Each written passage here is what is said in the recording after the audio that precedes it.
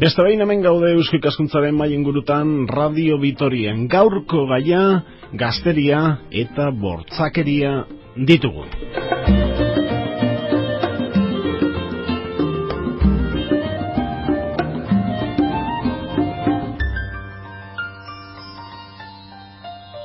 Buenas noches y bienvenidos un fin de semana más a una nueva tertulia de Eusko Ikaskuntza, Sociedad de Estudios Vascos en Radio Vitoria. El tema que les invitamos a escuchar en los próximos minutos: jóvenes y violencia.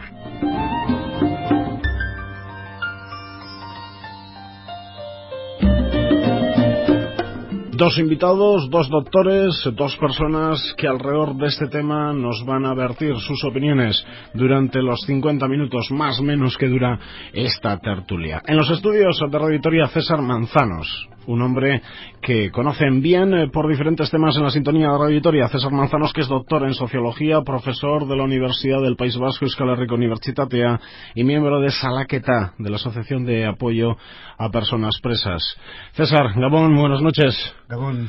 Y bienvenido. Y al otro lado del teléfono, César San Juan. César San Juan es otro doctor, no en Sociología, sino en Psicología, subdirector del Instituto Vasco de Criminología. César San Juan, Gabón, buenas noches. Buenas noches, ¿qué tal? ¿Qué es el Instituto Vasco de Criminología? ¿Qué es el Instituto Vasco de Criminología? El Instituto Vasco de Criminología es un departamento de la Universidad del País Vasco. Lo único que la diferencia que tiene con otros departamentos es que el resto de los departamentos de la universidad pues están formados por personas de la misma disciplina, digamos.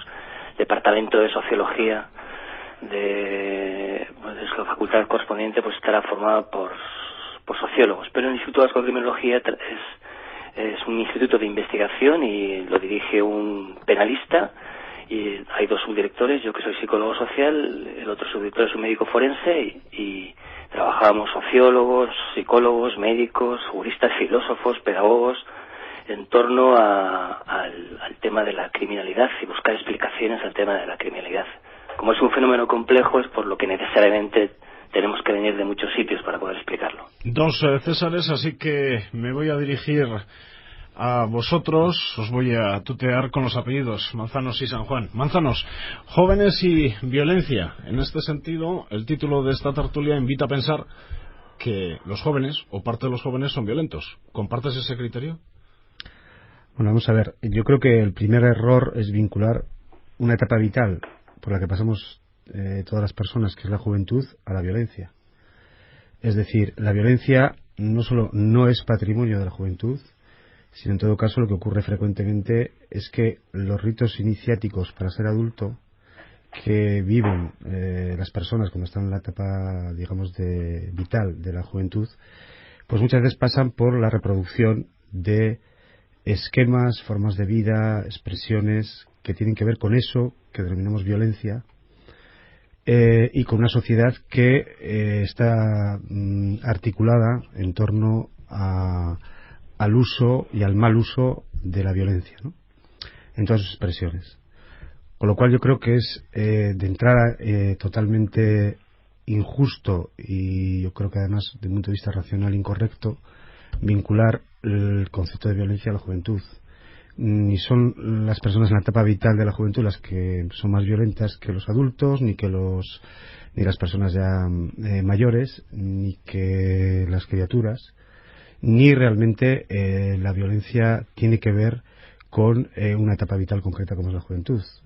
Con lo cual yo creo que habría que matizar de entrada esta cuestión, porque claro, si no yo creo que estamos incurriendo primero en etiquetajes que no hacen ningún favor a la capacidad de emancipación que tenemos las personas cuando estamos en la etapa vital de la juventud, y tampoco creo que es correcto de un punto de vista, vamos a decirlo así, de la cartografía y de la genealogía de la propia violencia, ¿no? No está en el origen de la juventud y no son las expresiones fundamentales de violencia las que se dan en la juventud. Otra cosa es por qué ocurre esto. Entonces sería otra segunda cuestión o pregunta, ¿no? ¿Por qué hay una sociedad que se empeña en adscribir o atribuir a las personas en la etapa vital de la juventud lo que son los comportamientos digamos de tipo violento, ¿no? Entonces aquí también, claro, hay unos procesos de etiquetaje que yo creo que tienen que ver y que son realmente fruto de una sociedad autocrática que de algún modo no mira a lo que fue, ¿no?, a sus jóvenes, que también ellos fueron jóvenes, ¿no?, los adultos fueron jóvenes, con la suficiente objetividad como para poder entenderles y para poder, pues bueno, considerar que la juventud, si algo es una etapa donde la gente está produciendo, donde la gente está preparándose, donde la gente está aportando capital social, simbólico y material, y realmente no hay por qué identificarlo con la cuestión de la violencia.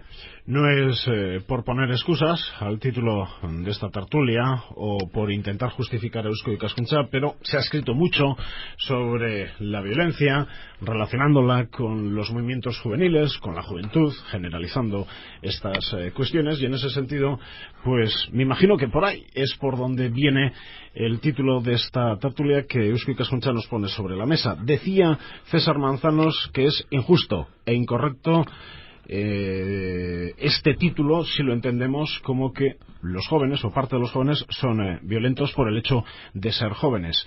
Señor San Juan, ¿qué es lo que opina? Bueno, básicamente coincido con mi tocayo. La respuesta a si hay jóvenes violentos es sí. Sí hay jóvenes violentos, pero también hay personas mayores, hay adultos violentos, incluso hay muchos niños pequeños violentos. Vivimos luego también hay que ver la escala. Vivimos en un mundo violento, pero no se puede decir que nuestra sociedad sea una sociedad violenta. Lo que pasa es que hay algunos acontecimientos, nosotros lo vemos bien cuando a la hora de estudiar el fenómeno delictivo, más concretamente el de la delincuencia juvenil, ¿no?, que hay algunos fenómenos que pueden suceder muy puntuales y que realmente tienen un efecto de propagación tremendo en los medios de comunicación, ¿no? Se pueden dar un caso, 2 casos, 3 casos que son muy dramáticos, que para las víctimas es un suceso muy lamentable, la verdad, pero a partir de ahí pues se extrapola a la juventud en general las características de esos menores que han sido protagonistas de actos pues realmente violentos, ¿no?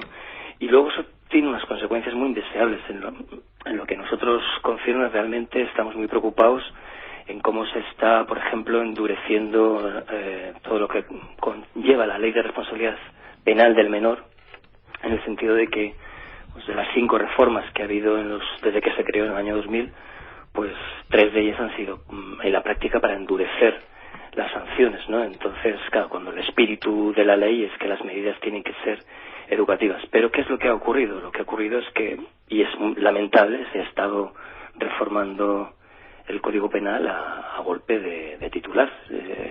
Hay que decirlo con toda la crudeza, pero es así. Pero, ¿por qué se endurecen esas penas? ¿Por respuesta a una petición social? ¿Por que existe un malestar? ¿Por aquello de la seguridad ciudadana? ¿Por qué creéis que se está endureciendo el Código Penal en la materia de jóvenes, de menores? Yo, si me permites responder, a mí me da la sensación de que hay de que se está construyendo una especie de no sé, como hay comida rápida y proliferan los establecimientos de comida rápida para satisfacer prontamente las necesidades alimenticias del paseante, pues hay una especie de derecho rápido que no es precisamente no hace referencia a una justicia eficaz por su solvencia y por su rapidez, sino que lo que quiere es, digamos, apaciguar, aplacar una especie de deseo de satisfacer la seguridad de la ciudadanía a golpe de efecto, ¿no? Pero que realmente hay muy poca pedagogía en relación a las consecuencias que puede tener este endurecimiento progresivo a largo plazo. ¿Qué es lo que se pretende? Tenemos que preguntarnos eso. ¿Qué es lo que pretendemos al endurecer el Código Penal? ¿Pretendemos que esos menores no vuelvan a reincidir? ¿Pretendemos educarlos? ¿Pretendemos reinsertarlos socialmente? ¿O pretendemos vengarnos o simplemente satisfacer los ánimos de represalia de la población cuando realmente sucede algo así de llamativo? Eso es lo que tenemos César, que preguntarnos. ¿Pero cómo se ha endurecido?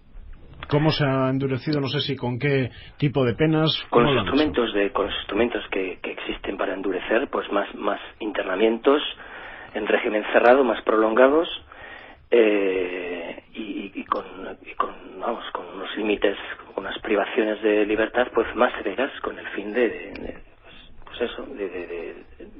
por un lado, de dar menos educación, digamos, o ofrecer menos instrumentos de socialización y educación, y más sanción y punición. Manzanos. Vamos a ver, yo lo primero que quiero también decir es que yo creo que es injusto también, y es desde un punto de vista objetivo totalmente equivocado, vincular juventud a delito.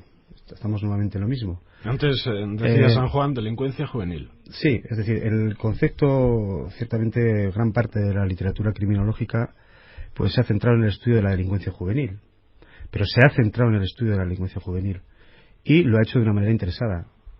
Es decir, si hoy, por ejemplo, en los establecimientos carcelarios, tanto de la justicia llamada de adultos como de la justicia juvenil, en el caso de la justicia juvenil es evidente porque es para personas, digamos, menores de 18 años, pero en el caso de la justicia de adultos, además de que la media de edad de las personas que están encarceladas ha aumentado considerablemente, e incluso podría decirse que ya no está en la franja que se puede considerar la primera juventud, casi sería la segunda o la tercera juventud, estamos hablando de mayores de 30 años, ¿no?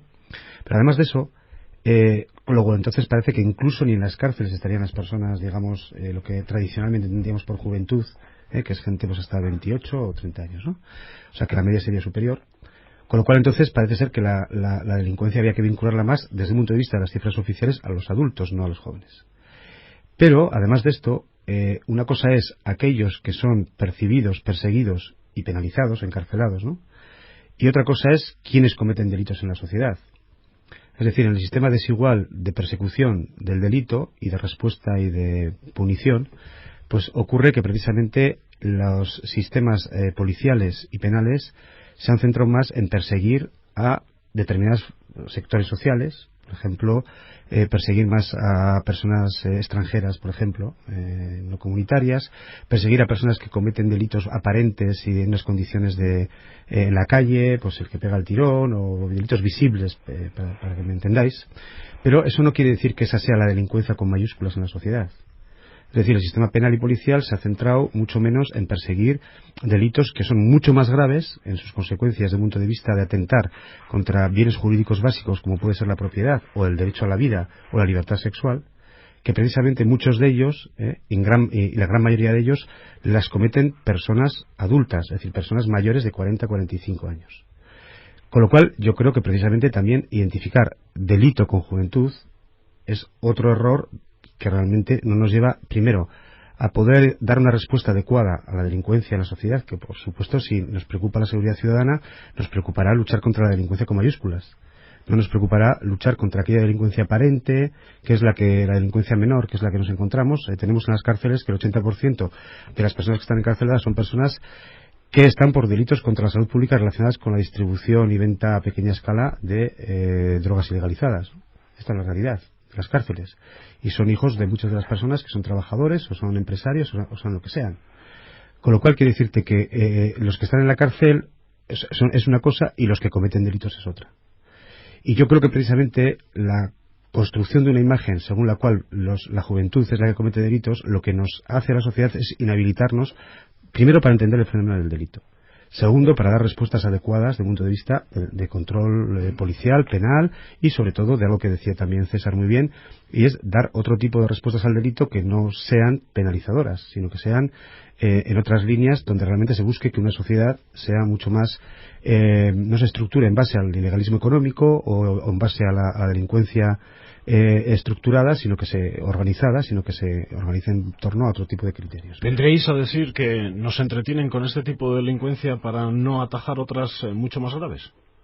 Yo creo que la cosa en una parte importante va por ahí. Es decir, yo creo que es bastante perverso una sociedad que se visibilicen determinados fenómenos sociales, como puede ser, por ejemplo, incluso muchas encuestas dicen que preocupa a la población, ¿no? Es decir, nos preocupa la delincuencia porque es que hay robos, porque en la calle en Vitoria rompen cristales, ¿no? El famoso tema de los cristales y de los coches. Bien, bueno, vale. En Vitoria hemos tenido, César, casos como la quema de contenedores, sí, que es una cuestión que parece que en la última época se está tranquilizando bastante, o últimamente la aparición en peleas se suele decir por parte de las autoridades policiales que dependen del Ayuntamiento de Vitoria-Gasteiz, peleas entre jóvenes donde aparecen, o pequeños robos presuntamente cometidos por jóvenes donde aparecen navajas, y por eso pues una unidad de élite de la policía municipal, incluyendo la posibilidad de una unidad canina que se está estudiando también. Claro, pero es que en Vitoria, si nosotros nos acercamos a la Audiencia Provincial de Vitoria,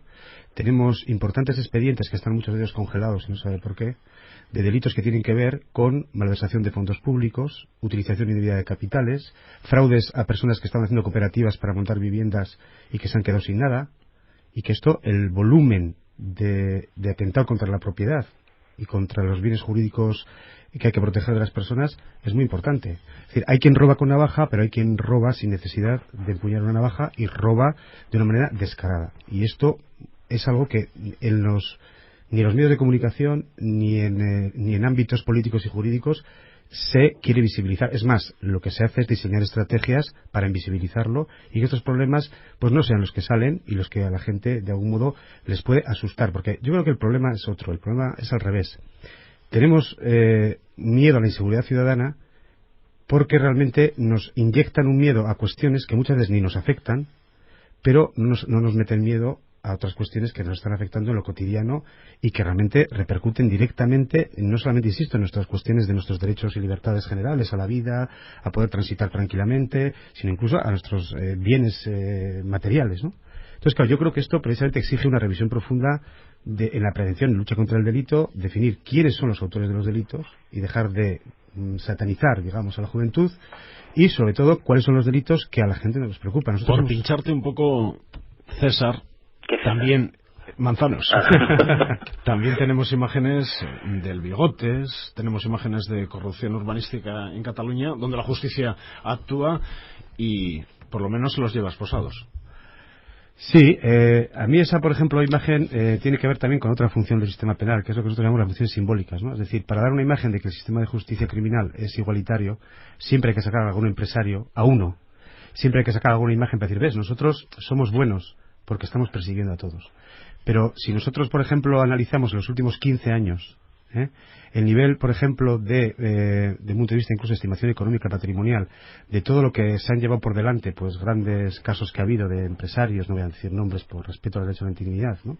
Igual que nos gusta que digan los nombres de los presos o que... Pues resulta que nos sorprenderíamos porque en la prisión puede haber 40.000 personas que el nivel de patrimonio que han, digamos, robado o hurtado, o sea, es incomparable con el de 2 o 3 de estos casos, ¿no? Sin embargo, estos casos, la mayoría pasan tiempos muy dilatados y muchas veces en condiciones de ventaja sobre el resto de los otros 30.000 o 40.000 presos. Esta es la realidad. Hace poco he escrito también un libro, Mario Conde, que fíjate, ¿quién va a decir que yo voy a recomendar leer a Mario Conde, no? Pues es un libro muy interesante el que ha escrito Mario Conde, porque creo que esto que estoy diciendo lo refleja en un libro bastante tocho. Pero claro, y no voy a hacer propaganda. Él pensará, yo fui el único que entré. Le tocó la China, pero lo explica muy bien esto porque creo que cada uno refleja esa idea de cómo realmente el sistema de justicia criminal es totalmente perverso y es totalmente desigual a la hora de realmente valorar las cosas. Insisto que estamos hablando de lo que supone eso luego desde un punto de vista de atentado contra derechos fundamentales. Bueno, San Juan, de todo esto que estamos hablando. Pues mira, estoy profundamente de acuerdo con lo que dice Manzanos, pero bueno, yo hablo de delincuencia juvenil porque mi interés sobre todo es en aquellos jóvenes que cometen delitos y igual pues la etiqueta no responde a lo que él decía, pero debo hablar de delincuencia juvenil, ¿no?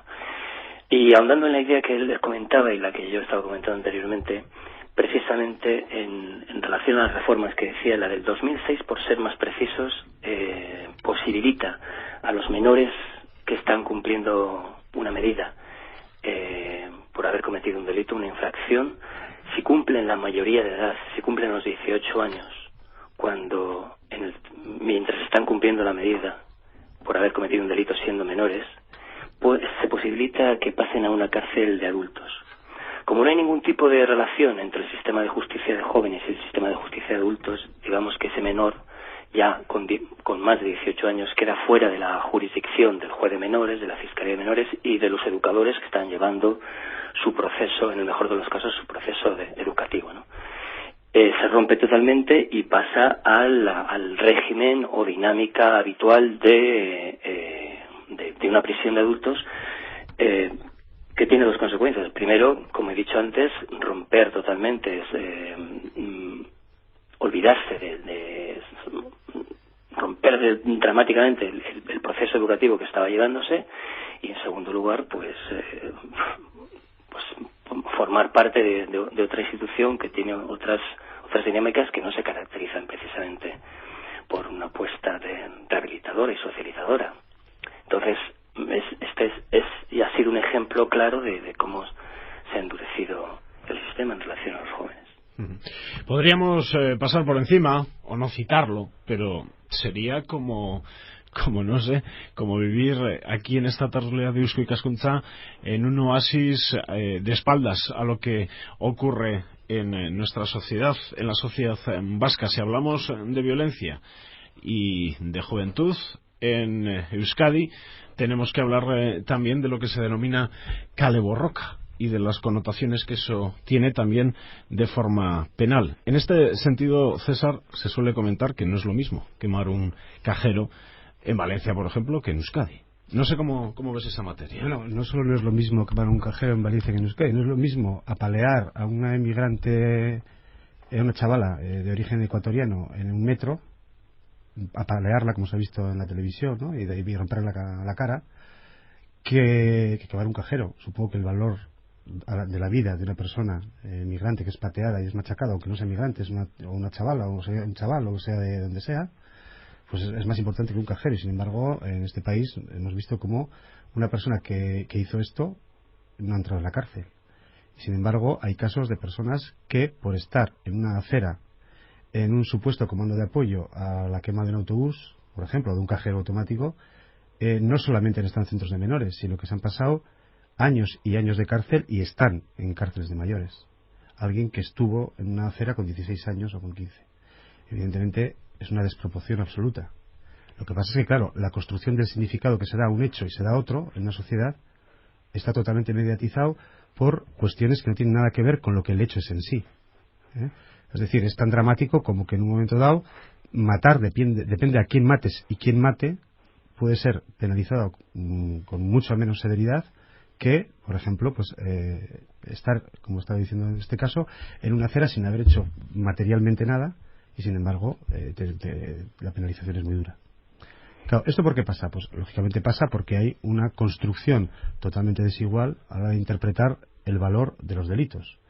Pero el tema es aún más grave, porque precisamente una persona que entra con 16 años o con 15 a un centro de los llamados centros de justicia juvenil, no solamente va a tener un trato diferencial con respecto al resto de las personas que están allí, sino que realmente su condena es ya una condena que va a suponer el que no hay ningún tipo de criterio de tener en cuenta que esta persona realizó el delito, que insisto, en un momento dado puede ser estar en una situación y realmente esta persona va a estar viviendo toda la experiencia de lo que es estar años en un centro de adultos.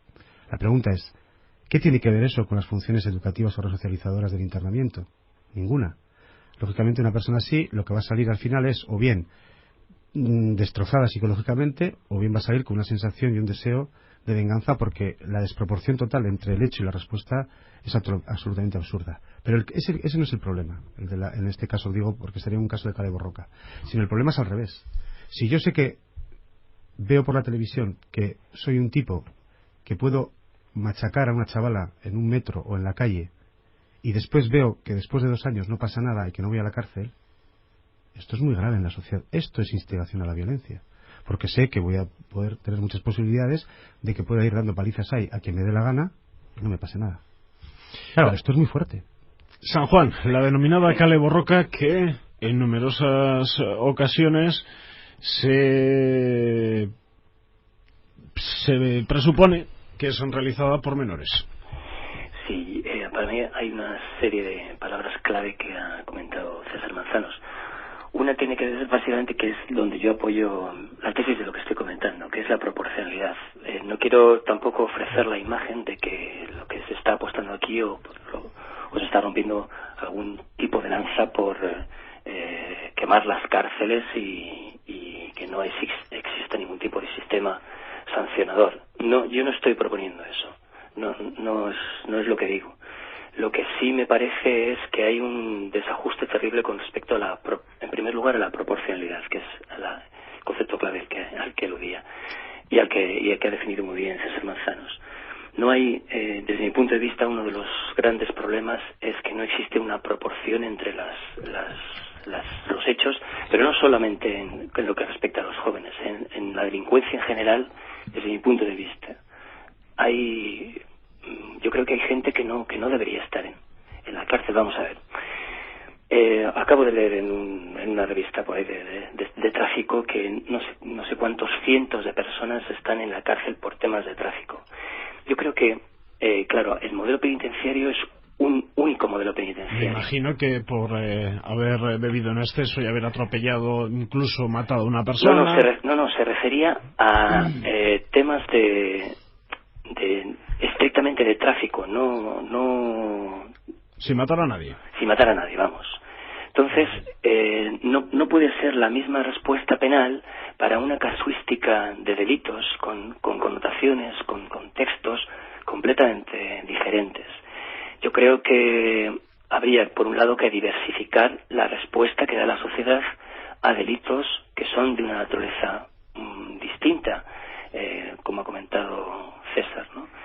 Eso por un lado. Por otro lado, como comentaba, la proporcionalidad. Hay un espíritu, hay una progresión geométrica de una filosofía sancionadora que nos está metiendo en una especie de orgía del castigo que va a saturar el sistema penitenciario. Me estoy refiriendo tanto a adultos como a jóvenes, y que quizás sea más llamativo en el tema de los jóvenes, tal y como ha definido César Manzanos. Hay un problema, por eso desde mi punto de vista, de proporcionalidad. Es decir, que hay una serie de delitos que conllevarán una serie de sanciones y otros que conllevarán otras. Y en segundo lugar, el espíritu. Me refiero al espíritu con que la administración responde al delito. Para mí hay dos grandes paradigmas. Un espíritu estrictamente sancionador y un espíritu rehabilitador. Yo tampoco voy a decir que debemos cargarnos todo lo que significa la sanción, pero yo creo que en la balanza actualmente no queda ningún margen de maniobra para la rehabilitación y la reeducación, que realmente como inversión social, de crecimiento y de desarrollo es mucho más interesante que el mero castigo, porque en realidad, en el fondo, como comentaba al principio, la sociedad, ¿qué es lo que quiere? ¿Qué es lo que queremos? ¿Evitar la delincuencia, prevenir la delincuencia? Pero claro, o simplemente castigar. San Juan, Manzanos, cualquier oyente o algún oyente puede estar pensando: mira a estos dos que tienen hoy en la tertulia de Eusko Ikaskuntza, ¿qué me están diciendo? Que hay una persona que quema un autobús que cuesta un montón de millones de pesetas, y estos a la persona que ha quemado ese autobús le dan un cursillo de 40 horas para que sea bueno, y ya está. Pero es que la respuesta es, obviamente no, eso es una caricatura, porque en principio, si hubiera un cursillo de 40 horas para ser bueno, yo me matriculo para asistir. Pero, claro, me pones un ejemplo concreto, pero la casuística de todo lo que es la infracción es muy amplia. No podemos coger la infracción... Os tengo que provocar un poco también, claro. Sí, no podemos coger la infracción como un hecho aislado, sino que eso tenemos que contextualizarlo en una sociedad, hay una historia. No estoy diciendo que nadie se vaya de rositas. Tampoco yo estoy planteando que nadie se vaya de rositas. Pero lo que estoy diciendo es que, insisto en lo de antes, es que tiene que haber un sistema que sea proporcional al delito que se está haciendo, que se está desarrollando, ¿no? Y por otro lado, que lo que se pretende es, no sé si es que ese joven sea bueno, porque no sé exactamente qué es eso, pero sí supongo que lo que se querrá es que no vuelva a delinquir. Y normalmente la sanción excesiva no consigue los efectos deseados en términos de prevención de la delincuencia.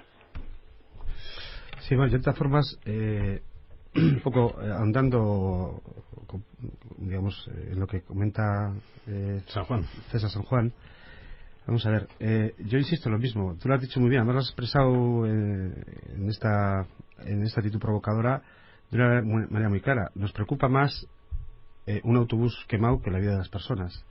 Tú me podías poner otro ejemplo de sí, pero hay casos donde han quemado el autobús y el conductor ha salido herido, ¿no? Claro. Es decir, lo que pasa es que el recurso sistemático a dar respuestas violentas ante hechos violentos lo que nos lleva es a una sociedad como la que tenemos. Una sociedad donde se ha institucionalizado la guerra. Entonces es una guerra de todos contra todos. Y yo creo que este es el grave error. Es decir, dicho de otra manera mucho más sencilla, yo creo que ha puesto un ejemplo clave además para entender esto César San Juan, y hay otros ejemplos. Por ejemplo, tenemos un sistema punitivo, tú has puesto el ejemplo de quemar autobuses, pero tenemos un sistema punitivo que, por ejemplo, está penalizando la mendicidad, o sea, algo que era impensable cuando la época de Franco. Había una ley de vagos y maleantes, pero se aplicaba de una manera bastante poco rígida, sobre todo al final de la dictadura. Sin embargo, ahora tenemos que a unos señores que son inmigrantes africanos que estaban trabajando en la construcción en empresas que los tenían explotados y precarios, y con la llamada crisis inmobiliaria se han quedado en la calle. Y estos señores muchos de ellos han vuelto a vender CDs en la calle. Bueno, pues la ley, si les detienen la primera vez, les aplica una multa, pero como no pueden pagarla, la segunda vez les puede aplicar una condena de 6 meses a 2 años de cárcel. Por no dedicarse a robar y dedicarse a vender CDs en la calle. Y de hecho en la cárcel hay 116 personas, en las cárceles de toda España, que están por esta situación. Y 2 se han suicidado. Nosotros hemos creado esas condiciones, y eso se llama una aplicación extrajudicial de la pena de muerte. Me pregunto, ¿la vida de estos 2 senegaleses es menos importante o más importante que la de un autobús quemado? ¿Vale más o vale menos? Vamos a hacer una estimación económica. O el tema del tráfico, que pasa lo mismo. Nosotros hemos dicho, yo he estado en debates con responsables de tráfico y he dicho, mire, perdonen ustedes, en vez de penalizar, y que eso tiene que ver con hacer crecer las arcas del Estado en cuanto a todas las multas que se cobran y todo lo que supone penalización del tráfico por exceso de velocidad, por lo que sea. Sí, ir a 70 por la avenida del Zadorra. Efectivamente, ustedes lo que pueden hacer es una cosa que es muy sencilla. En vez de utilizar el derecho penal, que es lo que nosotros planteamos, ustedes desplacen a otros ámbitos del derecho a la solución de los conflictos sociales. Por ejemplo, en vez de ustedes penalizar por el tema de la conducción a esta velocidad que tú decías ahora, que muchas cosas son absurdas y que eso lo que hace es más dinero para el Estado, dinero que los currelas tenemos que sacar con sangre, sudor y lágrimas, ustedes pueden hacer 2 reformas. Voy a poner 2 ejemplos, hay muchos más. En el ámbito del derecho mercantil, ustedes pueden obligar a que en este país, y eso no es más que los políticos trabajen un poco y hagan una normativa legal, no es más, no hace falta invertir nada, y es que no se puedan fabricar coches que corran a más de 120, por ejemplo. Es decir, que cambie el concepto de la conducción. Y esto ustedes lo pueden hacer. La respuesta que me han dado siempre es, sí, y a las multinacionales les vas a decir eso. ¿Y por qué no? Si se trata de defender el derecho a la vida. Segundo, ustedes lo que pueden hacer, aparte de esa medida, es otra medida que ya no es de derecho, en este caso mercantil, sino una medida de derecho laboral, que existe en otros países. Por ejemplo, en Alemania. Los accidentes, los muertos en tráfico, la mayoría son cuando la gente sale desesperada para huir del trabajo, irse a un puente o irse de vacaciones, y todo el mundo en agosto o al mismo tiempo. Son la mitad de los accidentes. Bueno, pues usted haga una normativa laboral donde la gente, los trabajadores tengan 30 días, 35 de vacaciones y puedan cogerlo en épocas distintas. Y ustedes evitarían los muertos. O sea, claro que hay medidas fuera de la respuesta punitiva y penal. Lo que pasa es que no interesa porque detrás de la penalización y la punición, igual que detrás de construir cárceles, lo que hay es un negocio. Y las vidas humanas no interesan a nadie. Y los heridos sí interesan, pero a las mutuas. Tenemos otros jóvenes que, no solo en Álava, también en territorios cercanos y en todo el Estado, han sido relacionados en diversos momentos por la opinión pública. Esto que lo podemos decir así en unos micrófonos y queda como muy genérico, lo de la opinión pública, ¿verdad? Han sido relacionados con la inseguridad y con la delincuencia. Menores inmigrantes no acompañados, algo que estamos escuchando mucho en la última época y que incluso también ha tenido algún debate vecinal en el caso de Vitoria por si es oportuno o no hacer un nuevo centro de menores inmigrantes no acompañados en la capital o en un pueblo, en la Coronación o en el Batán. ¿Has tenido alguna experiencia, César Manzanos, con este tipo de menores? ¿Te has acercado a ellos en algún momento? Bueno, vamos a ver, nosotros, por ejemplo, tenemos unos pisos que nosotros mismos financiamos y pagamos la hipoteca. Como Salaqueta, donde nos están viniendo ahora, después de años, los mal llamados menores extranjeros no acompañados, porque nosotros vamos a decir que ni son menores, desde nuestro concepto de menores, Es igual que el concepto de familia. Para ellos la familia, cuando se habla de agrupamiento, son los tíos, son otro concepto de familia. Entonces, ni son menores porque su ciclo vital es muy distinto, ni son no acompañados porque muchos de ellos tienen lazos y no vienen solos. Y tampoco son extranjeros porque nosotros aplicamos una ley de extranjería y los hacemos. Y en este tema nosotros hemos dicho siempre lo mismo. Es decir, el gran error que está pasando con este tema no es que no se acoja, que se acoja a muchos, yo creo que se puede acoger a muchísimos más. El gran error es que se prima la condición de extranjeros sobre la ley de protección del menor. O sea, son personas menores que están en nuestro territorio y son menores a proteger. Y la ley de protección del menor, y no me cansé de decirlo, habla claramente, y yo creo que es incluso crítica con el recluirlos en centros donde se juntan a todos ellos y se les mezcla, incluso luego además se les atiende de una manera hacinada y saturada. La ley de protección del menor establece una cosa muy, muy interesante, y es que hay que priorizar lo que se llaman hogares o familias de acogimiento. Y familias y hogares de acogimiento significa generar redes sociales donde hay hogares que se ofrecen, hogares que puede haber personas con hijos o personas que se ofrecen para que esté un menor en esas familias, o dos si son hermanos. Hay que recordar que no han cometido ningún delito estas personas. Eso te iba a decir. Segundo, estamos hablando de protección, no estamos hablando, no son delincuentes para nada. O sea, lo que pasa es que, claro, la dinámica en la que se ven imbuidos cuando llegan aquí de subsistencia, de malvivencia, en algunos casos lleva a la comisión de delitos, en algunos casos particulares. Entonces, nosotros venga a insistir siempre esto, que los centros son un mal remedio para nada. Lo que hay que hacer es potenciar redes sociales donde realmente haya un apoyo de servicios sociales, de financiación, etcétera, para que las familias que quieran acoger a menores en estas condiciones no solo trabajen con los menores, sino trabajen también con sus familias de origen. Al igual que ocurre con menores que están aquí en situación de desprotección, que son de aquí. Es decir, hay que trabajar para que ese chaval o esa chavala... En el caso de los de aquí se suele hacer. Sí, pero no se trabaja con las familias, porque lo que se hace muchas veces es utilizar figuras perversas como el acogimiento preadoptivo, y lo que se busca es crear todas las condiciones para que su familia de origen, si está hecha un Cristo porque tiene problemas de pobreza, de drogodependencia, lo que sea, al final renuncie al menor. Entonces hay que adoptar a los menores y también a sus familias.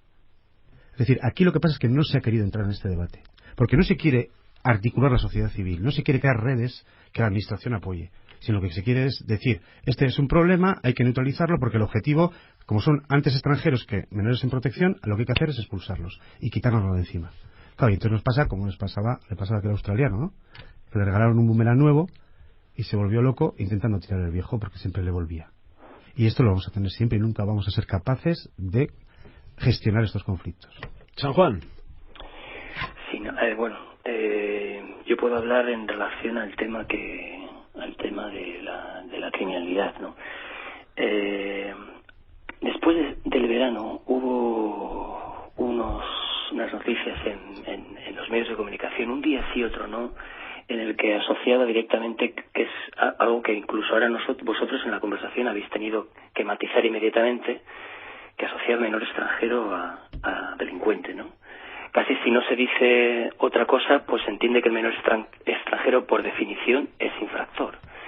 Y hay que matizar para especificar que no se trata de eso, ¿no? Yo creo que, ya sabes, como hay una serie de estereotipos además creados en la sociedad, entre otros con la colaboración de medios de comunicación, o de ciertos medios de comunicación por lo menos, hay parte de la sociedad que piensa joven, inmigrante, y además está en un centro, ha tenido que cometer un delito, porque claro, será todo, ¿no? Es joven, es inmigrante y está en un centro. Y entonces hubo una serie de noticias relacionadas con algunos delitos que habían cometido menores extranjeros, pero fueron 2 delitos, lo que pasa que estuvieron 2 semanas o 3 en los periódicos a vuelta de la relación en base a estos acontecimientos que había ocurrido, relacionando pues el menor extranjero con la infracción.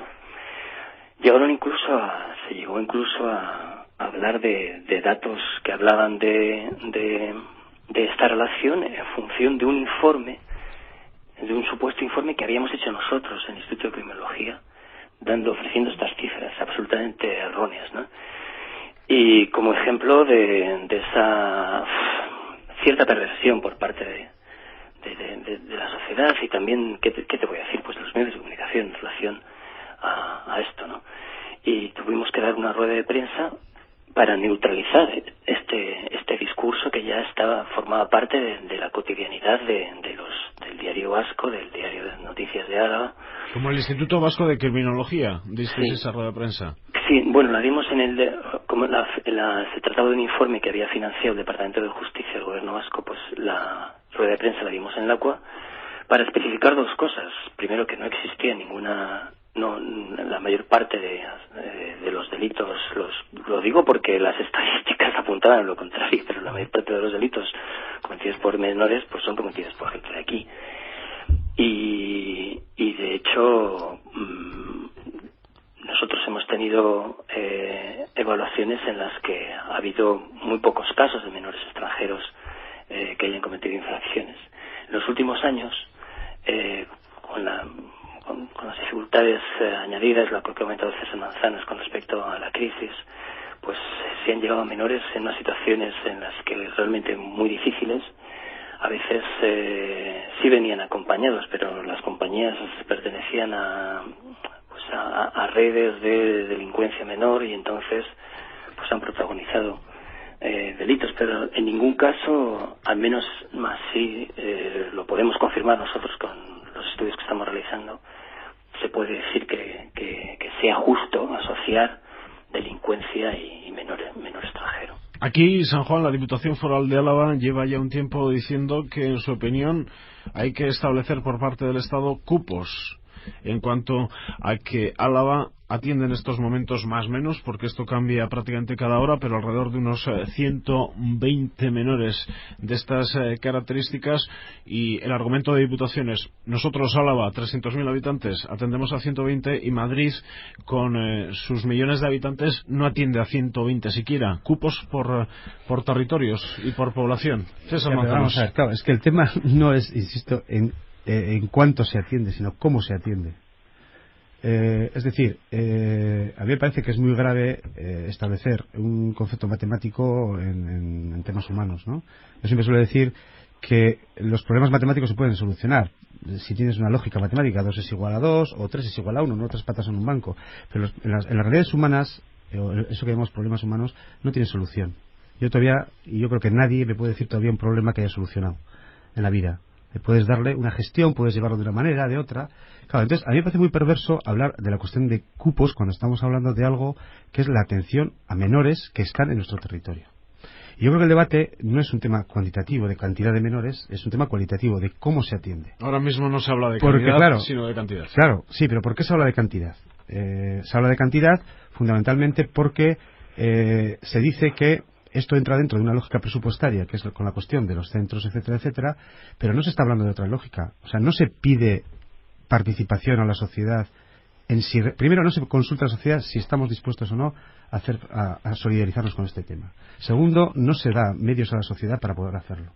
Entonces, claro, la lógica de Diputación es entendible, porque lo hacen en una lógica de tenemos tales recursos, tales dineros, y entonces no podemos tener a más. Y encima, cuando tenemos a muchos, lo que pasa es que están hacinados y entonces nos crean problemas, o nos creamos problemas nosotros con ellos. El Ayuntamiento ya le ha avisado a Diputación que en los albergues no más. Sí, bueno, y nosotros, en Vitoria ahora yo creo que se está pegando una noche, y si es de urgencia. En Vitoria y en Álava y en todo el País Vasco, y creo que en todo el Estado están pasando cosas muy graves. Cada vez hay más gente en la calle, que no tiene donde dormir, cada vez hay menos dinero. Toda la crisis no ha sido más que una disculpa para la desprotección social, porque se van a reducir presupuestos para la gente que estamos haciendo cosas de apoyo desde la red social, desde la red asociativa. Y nos encontramos totalmente saturados. O sea, nosotros los debates que tenemos en los servicios es cómo vamos a meter a más gente si entonces hacinamos a la gente y se crean conflictos.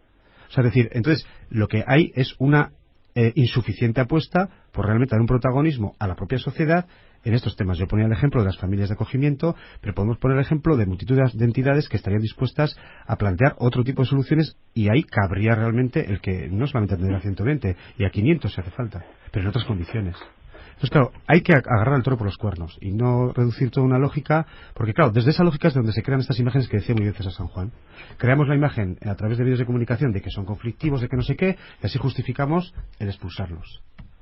Es decir, y estamos, yo creo que también hay que explicar una cosa muy importante a la gente, y es, hay que diferenciar en lo que se llama menores se llama porque es un concepto jurídico, de 14 a 18 años, se les llama, y hay servicios que tienen que ver con la protección de menor. Y en relación con la protección del menor hay servicios que se llaman de acogida. ¿Por qué? Porque se supone que los menores que son extranjeros están en un sistema de protección, pero como con 18 años tienen que ser expulsados, es una especie de protección temporal. ¿Vale? Digo que esto para que la gente lo sepa. Entonces son servicios distintos o dentro en relación con la protección. Y luego otra cosa es los servicios de lo que se llama reforma, justicia juvenil, que esto es para menores que sean de donde sean, han cometido un delito y entonces van, digamos, a estos centros. Entonces, insisto, el tema es cuestionar si el esquema de reclusión en centros, si las políticas de exclusión, de encierro, son las que sirven o hay que arbitrar otro tipo de medidas que incluso, y nosotros lo hemos venido demostrando, son mucho más baratas y mucho más eficaces en lo que sería la socialización de estos menores y no para que se queden aquí solos, sino para que hagan su vida donde sea. Manzanos, concluyendo, pero estaremos mejor que en la época de los reformatorios. Bueno, yo creo que está habiendo cambiando ahora de tema, volviendo al tema inicial, digamos. Yo creo que estamos en una época, por desgracia, de retorno a las políticas de grandes encarcelamientos que tienen que ver casi con el origen de la modernidad, porque realmente cada vez, en vez de trabajar más aspectos de cohesión social y de integración social y de solidaridad, lo que estamos haciendo es recurrir a, muchas veces, hacer negocio con eso que llamamos la basura social. Dicho de otro modo, de tener a los 2.500 chavales que hay en el Estado en cárceles para niños, vivimos mucha gente. Cobramos. Educadores, funcionarios, o igual que las cárceles. De tener encerrados en el Estado a 70.000 personas, pues vive un montón de gente, pues posiblemente 2 sueldos de cada uno que está encerrado. Y al final lo que estamos haciendo es reproducir un modelo de sociedad que está ensañándose, porque los que están en la cárcel o los que están en los centros de menores son los de siempre, son gente pobre, de origen pobre, son gente de origen inmigrante, son gente, es decir, estamos criminalizando pues la pobreza y la inmigración. El rato que estuvo Mario Conde. Claro, el rato que estuvo Mario Conde le sirvió para escribir un libro que, por cierto, además sacará dinero de la publicación y desde de la luego que edición, otros no tienen esa posibilidad de escribir un libro y además venderlo bien. San Juan, concluyendo. Pues sí, posiblemente estemos mejor que los reformatorios. Lo que me preocupa a mí es la idea que he estado defendiendo en esta conversación, que es la deriva punitiva del sistema penal. No hay, digamos que se ha desistido de intentar potenciar un modelo educativo y rehabilitador y que así, con esa definición, surgió en la definición de la Ley de Responsabilidad Penal del Menor del año 2000, se definió así como un sistema que iba a diseñar medidas educativas y desde entonces ha habido una deriva punitivista que no creo que para nada va a traer soluciones eficaces. Desde un punto de vista social, pues se puede devorar esa hambre de soluciones rápidas con este tipo de golpes de efecto por parte de la administración, pero realmente creo que no va a ser la solución si lo que se quiere realmente es que la gente sea más feliz y que los jóvenes sean más felices. Solo nos queda agradecer a César Manzanos y César San Juan su presencia en los micrófonos de Radio Vitoria para hablar de esta cuestión que hoy Eusko Ikaskuntza, Sociedad de Estudios Vascos, nos ponía sobre la mesa. Jóvenes y violencia, algo que ya de partida también consideraba injusto e incorrecto César Manzanos. A partir de ahí, todos los comentarios y las opiniones vertidas en estos minutos de tertulia. César Manzanos, César San Juan, a los dos, muchas gracias, eskerrik asko. Gracias a vosotros. A vosotros, que vaya bien, agur. Eta badakizue, datorren asteburuan beste gai batekin, hemen berriz, Radio Vitoria, ia beti bezala, igandero, gaueko 10:00, hurrengo arte, agur.